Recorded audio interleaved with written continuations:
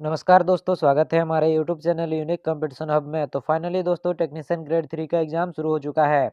अगर आप एग्ज़ाम देने जा रहे हैं तो एग्ज़ाम देने से पहले इस वीडियो को ज़रूर से देख के जाइएगा, क्योंकि इस टॉपिक से आपको 1 से 2 क्वेश्चन ज़रूर से देखने को मिलेंगे और आपको हर रोज़ टॉपिक वाइज़ क्लासेस मिलेगी। इसलिए वीडियो को लाइक करें, कमेंट करें और चैनल को सब्सक्राइब ज़रूर से कर लें, ताकि वीडियो का नोटिफिकेशन सबसे पहले आपको मिल सके। तो आज का टॉपिक है हमारा चुंबकत्व, जिसे हम मैग्नेटिज्म के नाम से जानते हैं। तो चलिए बिना समय गवाए वीडियो को स्टार्ट करते हैं। क्वेश्चन नंबर 1, फ्लेमिंग के बाएं हाथ के नियम में अंगूठे और मध्यमा उंगली के बीच का कोण कितना होता है? तो आपका करेक्ट आंसर हो जाएगा ऑप्शन नंबर ए, 90 डिग्री।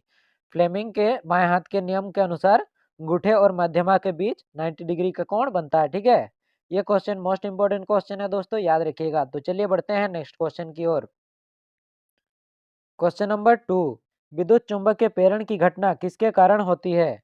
तो आपका करेक्ट आंसर हो जाएगा ऑप्शन नंबर डी, कुंडली से गुजरने वाले चुंबकीय अभिभाव में परिवर्तन के कारण चुंबकीय प्रेरण होती है। ठीक है, ये क्वेश्चन भी मोस्ट इंपोर्टेंट क्वेश्चन है दोस्तों, याद रखिएगा। तो चलिए बढ़ते हैं नेक्स्ट क्वेश्चन की ओर।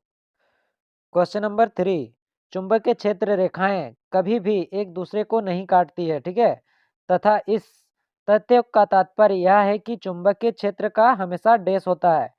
तो आपका करेक्ट आंसर हो जाएगा ऑप्शन नंबर बी, क्षेत्र के किसी भी बिंदु पर एक आदित्यमान होता है। ठीक है, ये क्वेश्चन भी मोस्ट इंपोर्टेंट क्वेश्चन है दोस्तों, याद रखिएगा। तो चलिए बढ़ते हैं नेक्स्ट क्वेश्चन की ओर। क्वेश्चन नंबर 4, डायनेमो में विद्युत धारा डैश के सिद्धांत का उपयोग करके उत्पन्न होती है। तो आपका करेक्ट आंसर हो जाएगा ऑप्शन नंबर ए, विद्युत चुंबकीय प्रेरण। ठीक है, डायनेमो में विद्युत चुंबकीय प्रेरण के सिद्धांत का उपयोग करके उत्पन्न होती है। ठीक है, ये क्वेश्चन मोस्ट इंपोर्टेंट क्वेश्चन है दोस्तों, याद रखिएगा। तो चलिए बढ़ते हैं नेक्स्ट क्वेश्चन की ओर। क्वेश्चन नंबर 5, निम्न में से कौन सा उपकरण चुंबकीय क्षेत्र की स्थिति धारावाही चालक पर लगने वाले बल की अवधारणा पर आधारित नहीं है? लाउड स्पीकर, वोल्टमीटर, एमीटर और विद्युत फ्यूज। तो आपका करेक्ट आंसर हो जाएगा ऑप्शन नंबर बी, विद्युत फ्यूज। ठीक है, ये क्वेश्चन भी मोस्ट इंपोर्टेंट क्वेश्चन है दोस्तों, याद रखिएगा। तो चलिए बढ़ते हैं नेक्स्ट क्वेश्चन की ओर। क्वेश्चन नंबर 6, चुंबक के उत्तरी ध्रुव पर चुंबकीय क्षेत्र रेखाएं डैश होती है। तो आपका करेक्ट आंसर हो जाएगा ऑप्शन नंबर बी, ध्रुव से निकलने वाली रेखाएं। चुंबक के उत्तरी ध्रुव पर चुंबकीय क्षेत्र रेखाएं ध्रुव से निकलने वाली रेखाएं होती है, याद रखिएगा। ये क्वेश्चन मोस्ट इंपोर्टेंट है। तो चलिए बढ़ते हैं नेक्स्ट क्वेश्चन की ओर। क्वेश्चन नंबर 7, डैश को परिवर्तित करके विद्युत चुंबक की ध्रुवता उत्क्रमित की जा सकती है। तो आपका करेक्ट आंसर हो जाएगा ऑप्शन नंबर ए, धारा की दिशा। ठीक है, धारा की दिशा को परिवर्तित करके विद्युत चुंबक की ध्रुवता उत्क्रमित की जा सकती है, याद रखिएगा। ये क्वेश्चन मोस्ट इंपोर्टेंट क्वेश्चन है दोस्तों, याद रखिएगा। तो चलिए बढ़ते हैं नेक्स्ट क्वेश्चन की ओर। क्वेश्चन नंबर 8, शरीर के अंदर उत्पन्न दुर्बल चुंबकीय क्षेत्र का उपयोग करके शरीर के विभिन्न अंगों की छवियां प्राप्त करने की प्रक्रिया को डैश कहा जाता है। तो आपका करेक्ट आंसर हो जाएगा option number B, MRI scan, जिसे हम हड्डी टूट जाने से डॉक्टर के घर में स्कैन करवाते हैं ना, उसी को कहा जाता है। ठीक है, ये क्वेश्चन भी मोस्ट इंपोर्टेंट क्वेश्चन है दोस्तों, आने वाले रेलवे के एग्जाम के लिए। तो चलिए बढ़ते हैं नेक्स्ट क्वेश्चन की ओर। क्वेश्चन नंबर 9, किसी चालक के चुंबकीय क्षेत्र के समांतर दिशा में गति करने पर इनमें उत्पन्न प्रेरित ईएमएफ डैश होगा। तो आपका करेक्ट आंसर हो जाएगा ऑप्शन नंबर डी, शून्य। किसी चालक के चुंबकीय क्षेत्र के समांतर दिशा में गति करने पर इनमें उत्पन्न प्रेरित ईएमएफ शून्य होगा, याद रखिएगा। ये क्वेश्चन मोस्ट इंपोर्टेंट है दोस्तों, रेलवे के आने वाले एग्जाम के लिए। तो चलिए बढ़ते हैं नेक्स्ट क्वेश्चन की ओर। क्वेश्चन नंबर 10, किसी धारावाही चालक द्वारा उत्पन्न चुंबकीय क्षेत्र डैश होता है।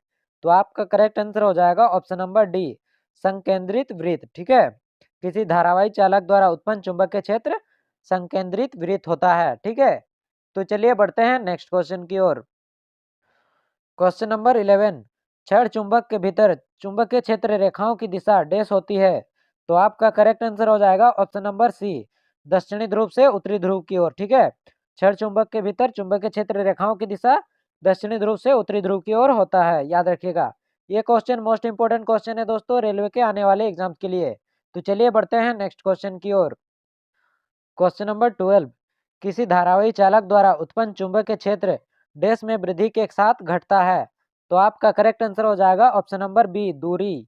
किसी धारावाही चालक द्वारा उत्पन्न चुंबकीय क्षेत्र दूरी में वृद्धि के साथ घटता है, याद रखिएगा। ये क्वेश्चन मोस्ट इंपोर्टेंट क्वेश्चन है दोस्तों। तो चलिए बढ़ते हैं नेक्स्ट क्वेश्चन की ओर। क्वेश्चन नंबर 13, चुंबकीय बल रेखाओं के किसी बिंदु पर आरेखित डैश से चुंबकीय क्षेत्र की दिशा ज्ञात की जा सकती है। तो आपका करेक्ट आंसर हो जाएगा ऑप्शन नंबर बी, स्पर्श ज्या से चुंबकीय क्षेत्र की दिशा ज्ञात की जा सकती है, याद रखिएगा। तो चलिए बढ़ते हैं नेक्स्ट क्वेश्चन की ओर। क्वेश्चन नंबर 14, जब एक धारावाही तार एक चुंबकीय क्षेत्र के क्षैतिज रूप से रखा जाता है, जिसका उत्तरी ध्रुव ऊपर की दिशा में और दक्षिणी ध्रुव नीचे की दिशा में होता है, तार दक्षिण दिशा की ओर विक्षेपित होता है, तार में इलेक्ट्रॉन की दिशा डैश होती है। तो आपका करेक्ट आंसर हो जाएगा ऑप्शन नंबर ए, पश्चिम से पूर्व दिशा की ओर। ठीक है, ये क्वेश्चन भी मोस्ट इंपोर्टेंट क्वेश्चन है दोस्तों आने वाले रेलवे के एग्जाम के लिए। तो चलिए बढ़ते हैं नेक्स्ट क्वेश्चन की ओर।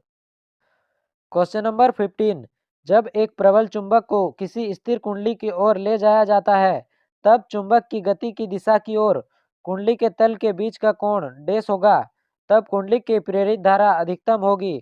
तो आपका करेक्ट आंसर हो जाएगा ऑप्शन नंबर सी, 90 डिग्री। जब कुंडली के तल के बीच का कोण 90 डिग्री होगा, तब कुंडली में प्रेरित धारा अधिकतम होगी।